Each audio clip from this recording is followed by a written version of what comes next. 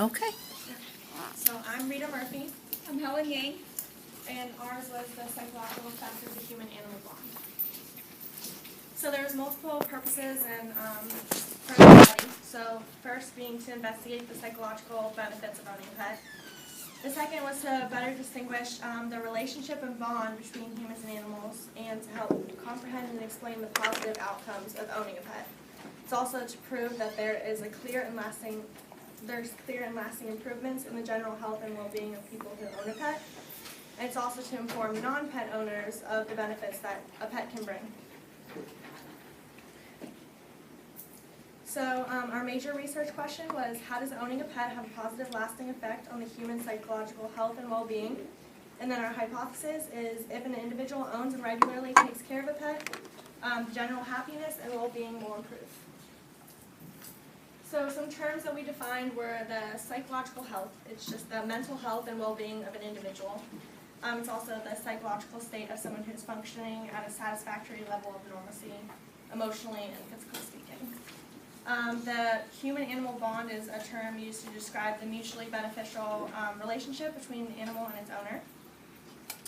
And then benefits, in this case specifically, it's the positive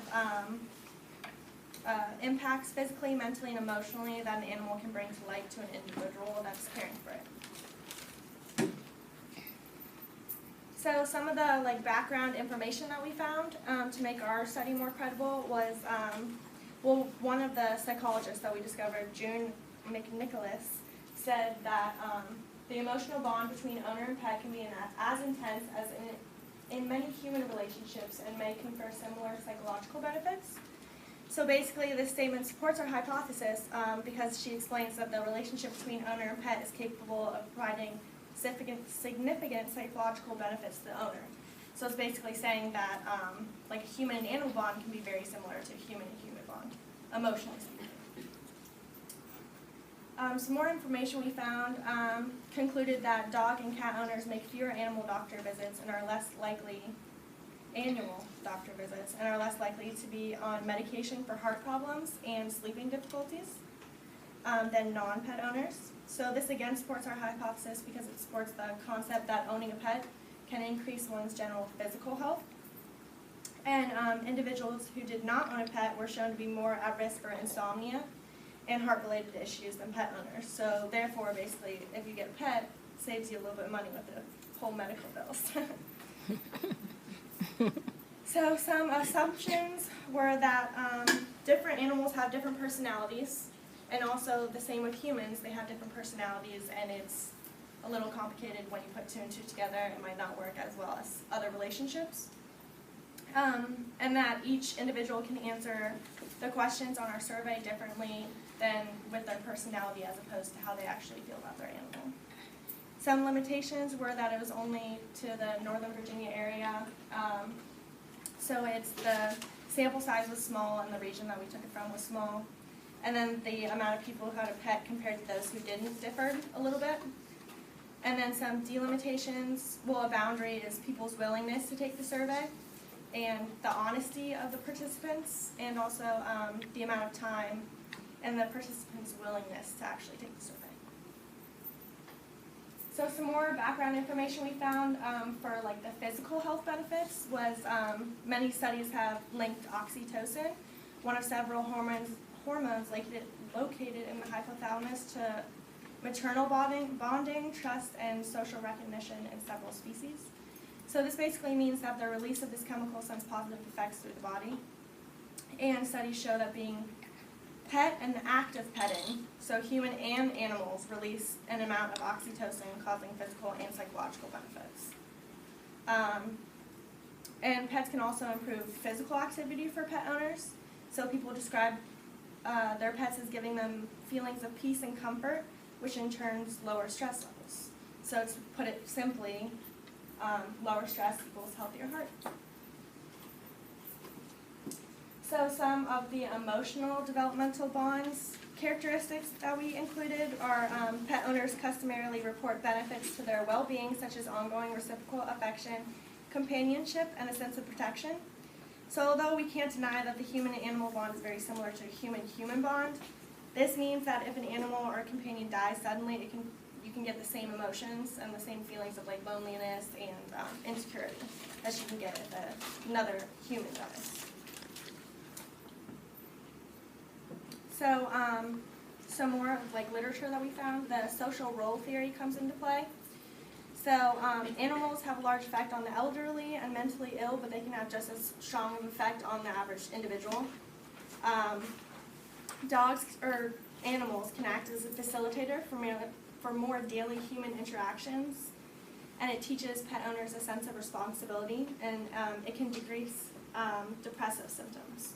So although not everybody is in the right time and place for a pet can fill a gap and give an individual a sense of responsibility, so increasing a sense of happiness and belonging.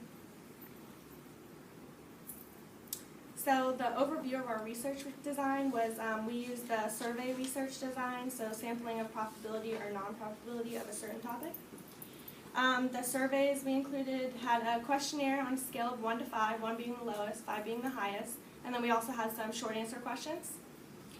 We compared two groups, pet owners and non-pet owners, and our survey was anonymous and with a signed consent form, and we eventually got 50 surveys completed just from the Northern Virginia Community College Loudon campus. So our first step was to make questions for our survey. So we had to think about the whole ethical guidelines, and we had to make the questions not too personal or invasive, and everything was supervised and consented to beforehand.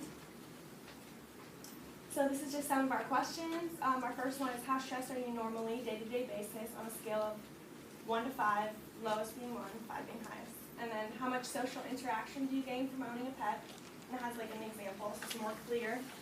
And then, if you do not have a pet, how often do you have a conversation with a neighbor or stranger? Does your pet relieve your stress? By how much? And then, how much happiness do you get from your pet? And the last question for non-pet owners is, do you want a pet? Okay, so now we're going to talk about our data, but first we have some pictures right there, and what we did to kind of like promote and like kind of bring people, like the attention of people to our surveys, to take our surveys, we kind of bribed them, and we were like, oh, we'll give you guys candy cane if you take our survey. And as you can see, I'm pretty sure some of you guys know what that is, Snapchat. I also posted it on my Snap story, and so through that, a lot of people saw it. They texted me and they're like, hey, I'll do the survey for you. Where can I find you on campus? And then the one next to it has our consent form and our survey, and then we also gave a thank you note with our contact information. So our research findings, what we did was, just like Rita said, we had 50 students from only Loudon campus, and what we did was we didn't split to two different groups, non-pet owners and pet owners. We didn't split it evenly, so it's like we didn't split them evenly to a 25-25 ratio. We did a simple randomized method. So we had 28 students who didn't have a pet, and then we had 22 people who did have a pet. And then, so now I'm going to talk about like all our questions and all the databases that we got for it. So the first question is, how stressed are you normally on a scale from 1 to 5? And this scale is, what we did was we did moderate high and high stress. So moderate high is your blue one, and that's going to be people who chose 3 or 5 on the questions, and then the green one is just high stress, so the highest you can get, which is 5. Oh wait, sorry, that was my mistake. The moderate high is 1 to 5, and then the high stress is 3 to 5. And so for this one is, how stressed are you normally, is non-pet owners said 92%, so 26 people said that they had moderate to a little stress. And then pet owners said 63%, and then for high stress, non-pet owners said 54%, and pet owners said 22%. It was 22% for high stress. And then our second question is, how much social interaction do you gain from owning a pet? And this was only strictly to people who have pets, and 50% of people said that they had like social interactions with people. And actually, originally we expected more people to have like social interactions, but the reason why we got so much more little than what we expected was because a lot of people also had cats. And you know, if you have a cat, you don't really bring them outside to really socialize with people. While as if you have a dog, a lot of people are curious to what kind of dog you have, and you know, like they want to know what your dog is, so they'll ask you, and that's why you have a lot of interaction with strangers through that. Question 2B, which is, this is for people who don't have a pet, and this is if they ever have a conversation with people or not. And 93% people said that they did not interact.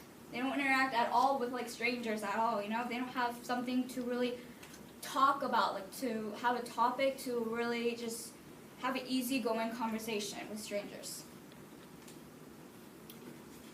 And then question 3 is, does your pet relieve your stress, and by how much? Again, this is for only pet owners. And pets who relieve their stress is 77%, and then people who say that they don't release any stress at all is 23%. And the reason why 77% of these people who have pets say that they relieve their stress is because they feel like they're getting comfort from their pets, and they like have lower anxiety because they feel like they have this bond, and whenever they're upset or something, their pets kind of know when to go over that to them and give them comfort. And so one of our participants stated, and I'm not going to say the name, you know, is, so they said, it's weird actually. No, I didn't say it. Yeah. So they said, it's weird actually. I feel like my cat knows my mood better than my own family. There are many nights when I have to stay up till early morning to study, and all I feel is stress, lonely, and anxiety. But during nights like those, my cat always stays with me. It's weird how she just knows how to keep me company. So,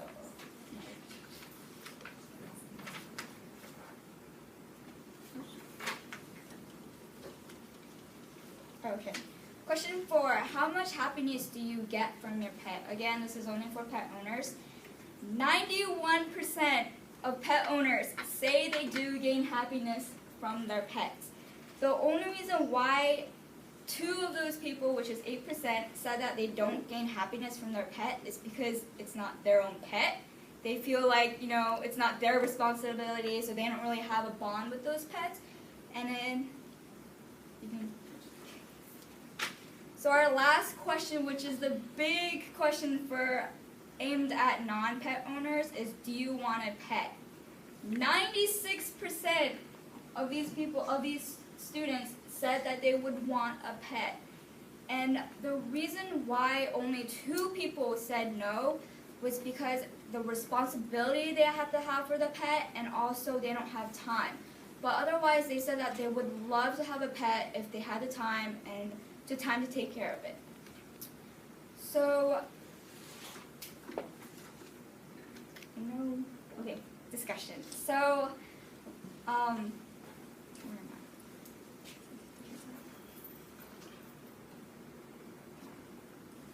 I? Okay, so now I'm going to talk about what some participants said about each category, each question that I just went over.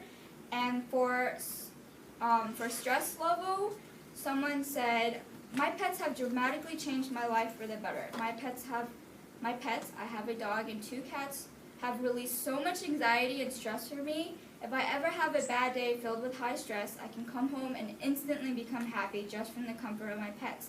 They are so loyal, and the bond I share with them is strong. I would be devastated if I ever lost them. And then our other question is for social interaction, and a participant said, when I have to walk my dog out, I always get greeted by neighbors and strangers. They're always curious to what type of dog I have or how old he is. Before, when I didn't have a pet, many of my neighbors didn't even bother to greet me or even interact with me. But once I got a dog, I realized that's when everybody wants to interact. So, same topic. Another person stated was, I'm a really shy person to begin with, so socializing with me is really hard. But my pup, Layla, has made socializing so much easier for me, even if I don't have her with me. So she's saying that even if she's not physically with her dog, she can start conversations with other people because she'll be like, oh, hey, do you have a dog? And that will start a really good conversation with people, and she'll get to know them better. And then,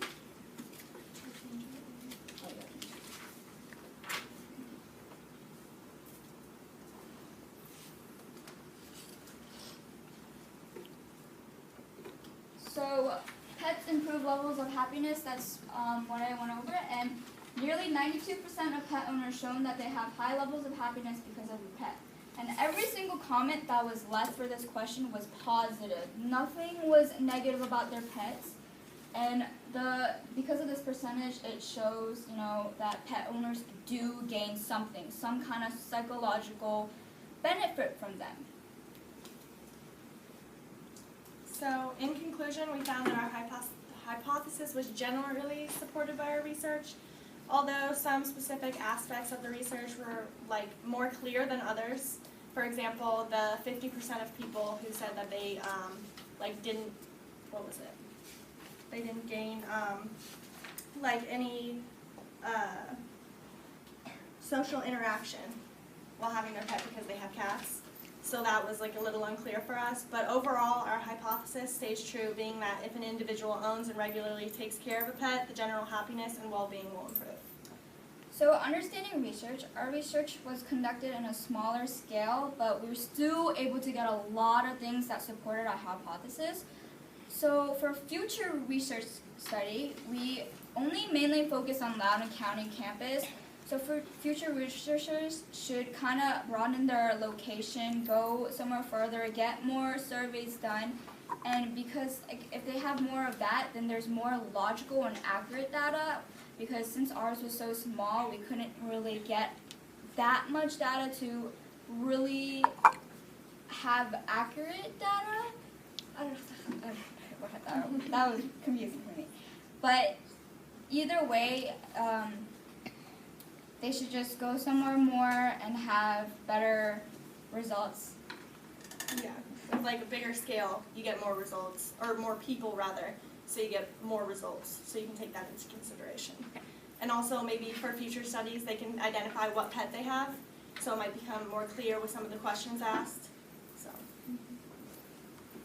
and those are some of our references. Do you have any questions?